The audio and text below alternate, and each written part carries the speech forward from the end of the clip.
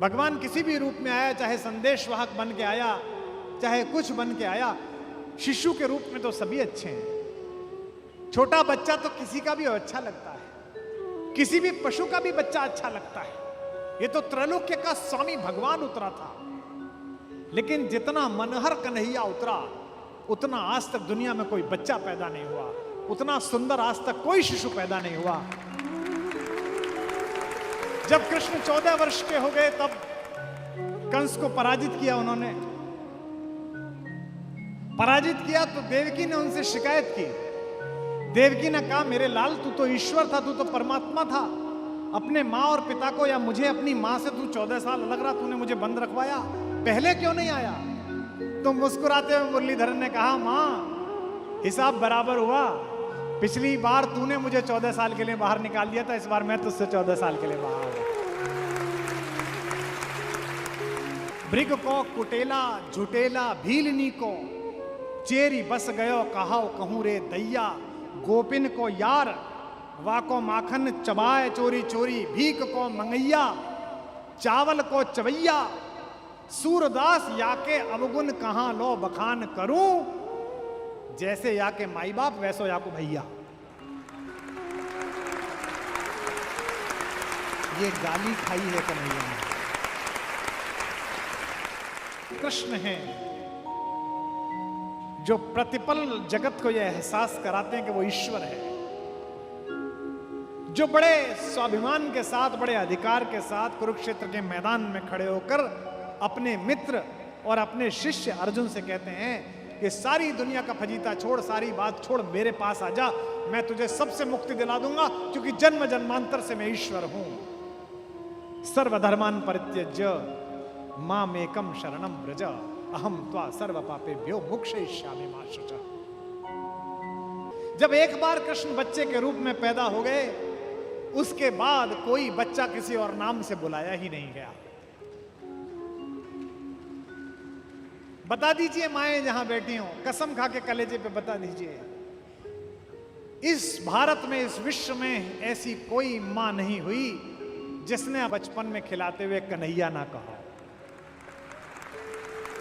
मेरा कान्हा, मेरा लाला, सबने बोला है। इसीलिए मैं 3 दिन कृष्ण के 3 रूपों पर बोलूंगा। पहला जो उनका लोकरंजक रूप है, पृथ्वी पर आने के बाद जो आनंद राम से छूट गया था, उसे ग्रहण करके और पृथ्वी को देकर जो पूर्णता कृष्ण ने पाई है, उस पर बोलूंगा। एक तो राम है जो 4 भुजाओं के साथ पैदा हुए, जैसे तैसे मां ने कहा तब जाके रामचंद्र जी हुए। एक कृष्ण है जो इतना विराट भी यशोदा की गोदी में इतना छोटा बच्चा बनकर पैदा। आज से वर्षों पूर्व गंगोत्री में मैंने कहा था कि कृष्ण से बड़ा कोई पूर्ण पुरुष नहीं है। बचपन जिया तो ऐसा कि हर एक मां ने अपने बेटे को कन्हैया कहना शुरू किया।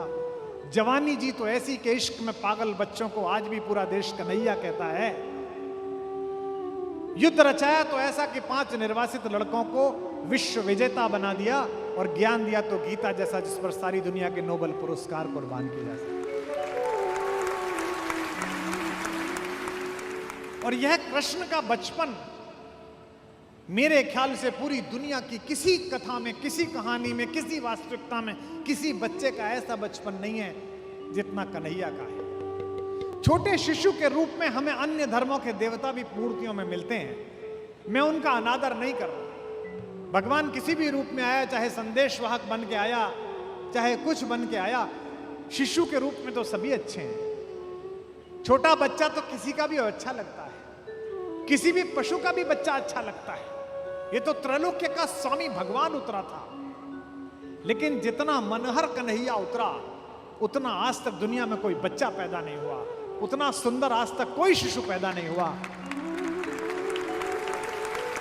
मेरा दिवंगत मित्र देवल मुझे याद आ गया, कवि आज सुनने के लिए आए हैं इतने सारे, कि विश्व को मोहमयी महिमा के असंख्य स्वरूप दिखा गया कान्हा, असंख्य स्वरूप दिखा गया कान्हा, असंख्य स्वरूप दिखा गया कान्हा। विश्व को मोहमयी महिमा के असंख्य स्वरूप दिखा गया कान्हा, असंख्य स्वरूप दिखा गया कान्हा, असंख्य स्वरूप दिखा गया कान्हा।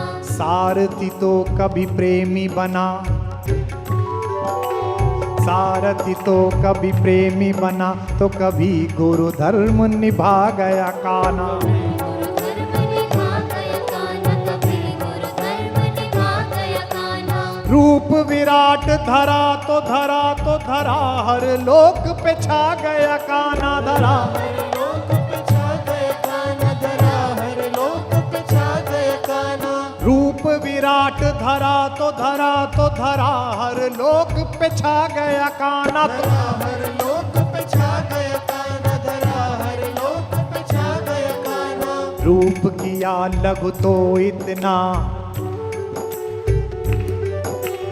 रूप किया लघु तो इतना कि यशोदा की गोद में आ गया कान्हा। यशोदा की गोद में आ गया कान्हा, यशोदा की गोद में आ गया कान्हा। यशोदा की गोद में आ गया कान्हा, यशोदा की गोद में आ गया कान्हा।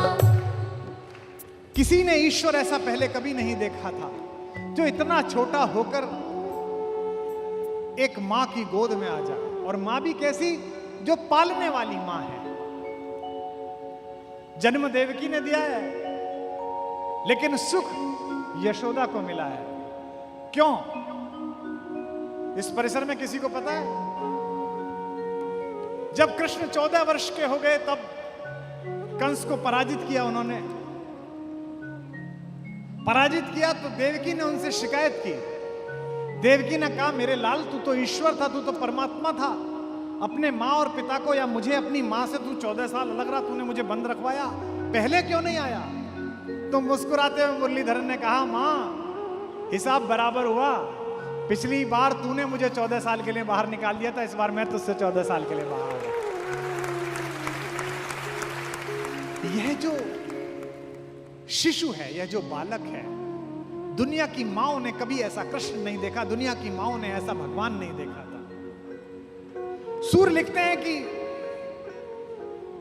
पालने में झुलाती हैं माता, और क्या गाती हैं? कभी भी बच्चे को खिलाते समय कोई भी मां सही लोरी नहीं गाती है।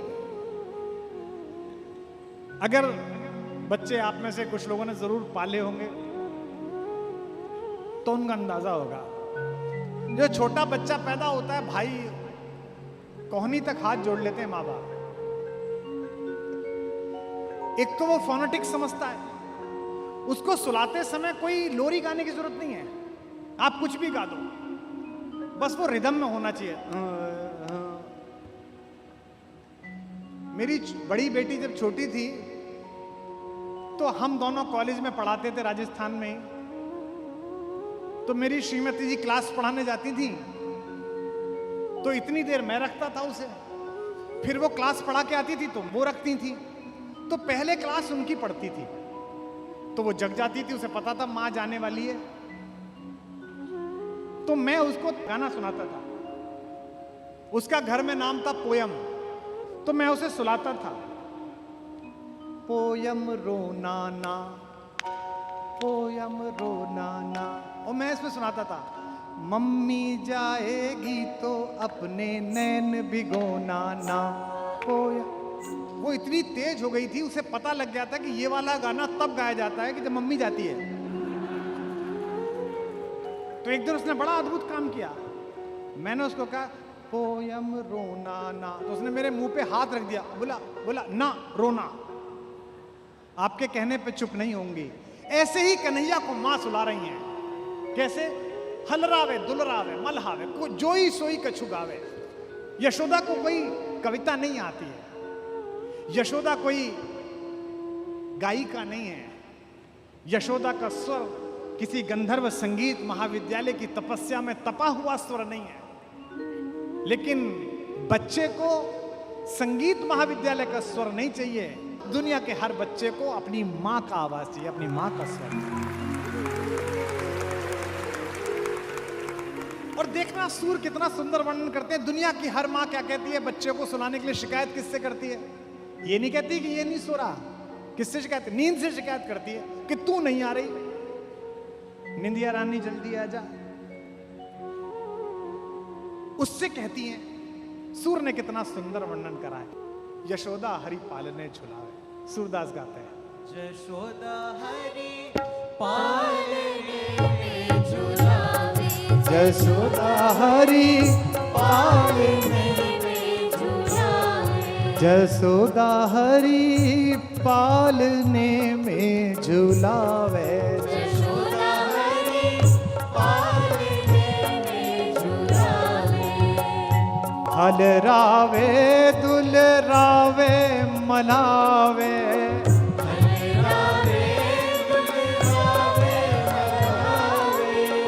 जोई सोई कछु गावे।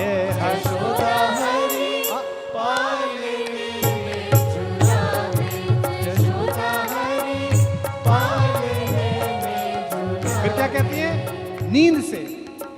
मेरे लाल को आऊ निंदरिया, मेरे लाल को आओ निदरिया मेरे लाल को आओ निंदरिया, मेरे लाल को आओ निदरिया काहे न आन सुलावे। यशोदा हरि आहा! पालने में झुलावे यशोदा हरि पालने में झुलावे तू काहे नहीं बेगही आवे, तू काहे नहीं बेगहियावे तो को कान बुलावे। यशोदा हरि आहा! पालने में झुलावे यशोदा हरि पालने में झुलावे सोवत जान मौन वे रही रहे, सोवत जान मौन है रही करी करी सैन बतावे। यशोदा हरि आहा! पालने में झुलावे यशोदा हरि पालने में झुलावे एही अंतर यकुलाय उठे हरि, अंतर अकुलाई उठे हरि जसुमति मधुर गावे। यशोदा हरि पालने झुलाइए। झुलावे यशोदा हरि। पालने में झुलावे और सूरदास कहते हैं कि जो सुख मुनियों को, संतों को, देवताओं को दुर्लभ है, भगवान को इतनी देर निहारना चुपचाप, ईश्वर से आंख मिलाना भी कितना मुश्किल होता होगा। जब सूरज से आंख नहीं मिला सकते जो भगवान का सेवक है, तो भगवान से कोई कैसे आंख मिलाता होगा। लेकिन अगर भक्ति इतनी प्रचंड हो तो आंख मिला सकते हैं, निहार सकते हैं, जैसे यशोदा निहारती है। जो सुख सूर अमर मुनि दुर्लभ, जो सुख सूर्य अमर मुनि दुर्लभ सोनंद भामिनी पावे। यशोदा हाँ! पालने में झुलावे यशोदा हरि हाथ उठा के पालने में झुलावे। यशोदा हरि पालने में झुलावे। यशोदा हरि पालने में झुलावे। यशोदा हरि पालने में झुलावे। बोल बाके बिहारी लाल की। राम के बचपन की कहानी नहीं है, पूरी राम कथा पढ़ लीजिए, 15-20 छंद मिलेंगे राम की कहानी। अयोध्या के राजा के आंगन में टहलते हुए, घुटनों के बल चलते हुए 2-3 छंद मिलेंगे।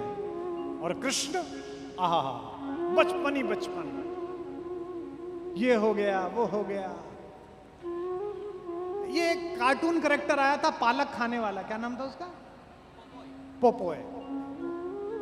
वो पालक खाता था और उसमें बड़ी शक्ति आ गई, तो सारी माएं अपने बच्चों को पालक खिलाती थी कि देखो पोपाय जैसे बन जाओगे। होता है ना। अब कन्हैया भी ऐसे ही करता है, तो वो दूध नहीं पीता। अच्छा, जिनके दूध हो रहा है, घर ही हीरों का है, नंद बाबा तो 80,000 गाय, तो घर में दूध है, शुद्ध दूध है। तो मां कहती है दूध पी। बोले इससे क्या होगा? उस समय में पुरुषों के लिए आकर्षण का विषय उनकी चोटी होती थी। तो मां कहती थी तेरी चोटी बढ़ेगी। तो सूर्य ने कितना सुंदर दृश्य पैदा किया। एक हाथ से चोटी पकड़ रही थी और एक हाथ से गिलास, और पी रहे और कह रहे हैं तो बढ़ी नहीं। मैं कितनी बार मैंने दूध पी लिया। मैया कबहू बढ़ेगी चोटी, मैया कबहू बढ़ेगी चोटी, मैया कबहू बढ़ेगी चोटी, मैया कबहू बढ़ेगी चोटी। इतक बार मोए दूध पियत भई, इतक बार मोहे दूध पियत भई, इतक बार मोहे दूध पियत भई, इतक बार मोहे दूध पियत भई, यह अबहू है छोटी, ओ मैया मेरी कबहू बढ़ेगी चोटी, ओ माई मेरी कबहू बढ़े। ये जो ऐसा बच्चा है ये इससे पहले विश्व ने नहीं देखा था। कृष्ण की बचपन की इतनी कहानियां, मुझे लगता है कि जो बचपन राम न जी पाए उसे जीने के लिए वो कृष्ण के रूप में वापस आए। राम और कृष्ण में एक अंतर और है। राम स्वयं युद्ध लड़ रहे हैं, लेकिन कृष्ण युद्ध लड़ा रहे हैं। राम को षड्यंत्रों ने घर से निकाल दिया और कृष्ण ने षड्यंत्रों को अपने घर से निकाल दिया। इस बार भगवान सचेत है। तू धेनुकासुर बन के आ, पूतना बन के आ, शकटासुर बन के आ, कुछ भी बन के आ, मैं तुझे रहने नहीं दूंगा। इस बार सारे षड्यंत्रों को बाहर की दिशा दिखाई जाएगी। जो जो काम राम ने छोड़े वो कृष्ण ने पूरे किए। राम ने गाली नहीं खाई, राम ने कुछ चुराया ही नहीं। मिथिला गए, हमारे यहां पटरा बिछाया, उस पर बैठे, स्वस्ति न इंद्रा स्वस्ति न पूखा। गुरु वशिष्ठ ने मंत्र पढ़ने शुरू करे। फेरों में जो औरतें पीछे बैठी थी उन्होंने गाली बकनी शुरू कर दी। सुनु सखी एक अनुपम घटना, अजगुत लागत भारी है, खीर खाए बालक जन्मौले अवधपुरे के नारी है। भैया ये पता नहीं कहां से आए हैं, दुनिया भर में तरह तरह से बालक हुए, इनकी महतारी ने खीर खाया और ये पैदा हो गए। गाली मिली, थोड़ी सी गाली मिली थी कि मुनियों ने आंख दिखा दी महिलाओं को कि माता बहुत हो गया, नेक हो गया, अब गाली मत देना। लेकिन 1 मिनट की गाली का इतना सुख मिला राम को। मुझे ऐसा लगता है उसी दिन राम ने मन ही मन ठान लिया होगा कि यार गालियों में इतना रस है, ये जन्म बिता लूं, अगले जन्म गली गली गाली खाने ही पैदा होंगे जाके।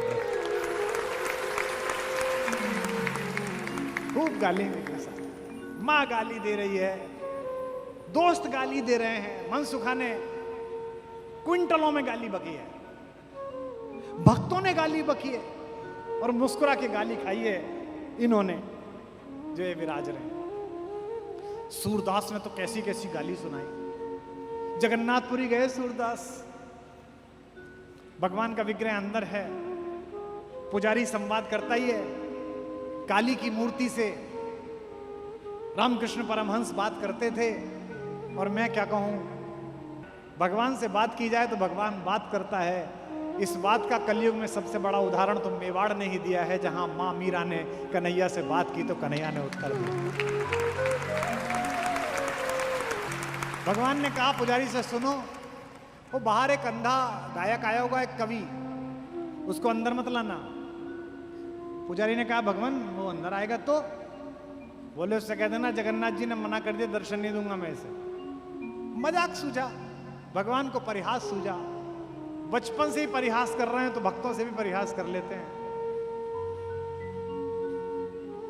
तो बोले उसे अंदर मत आने देना। पुजारी ने बाहर जाकर कहा कि ए बाबा सूरदास, तुम लाइन से हटो, तुमको अंदर नहीं जाना। सूर ने पूछा क्यों नहीं जाना? अब वृंदावन से आया हूं भाई चल के इनके दर्शन के लिए। बोले नहीं इसको दर्शन नहीं देना। बोले पूछ के आओ क्यों नहीं देना? बोले कल बताएंगे। पुजारी फिर सो गया। स्वप्न में जगन्नाथ जी फिर आए। पुजारी ने कहा महाराज आपने बड़ी संकट में डाल दिया।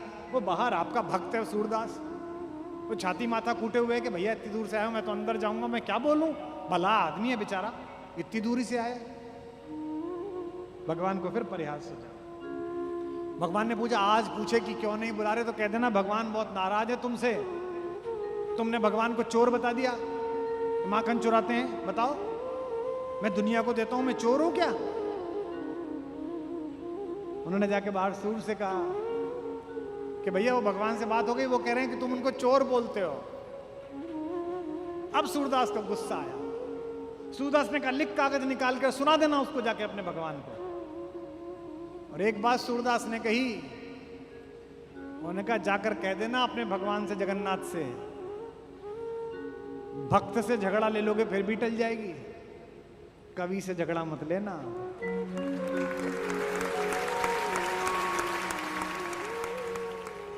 ब्रिग को कुटेला झुटेला भीलनी को, चेरी बस गयो कहाओ कहूं रे दैया, गोपिन को यार वाको माखन चबाए चोरी चोरी, भीख को मंगैया चावल को चवैया, सूरदास याके अवगुण कहां लो बखान करूं, जैसे याके माई बाप वैसो याको भैया। ये गाली खाई है कन्हैया ने।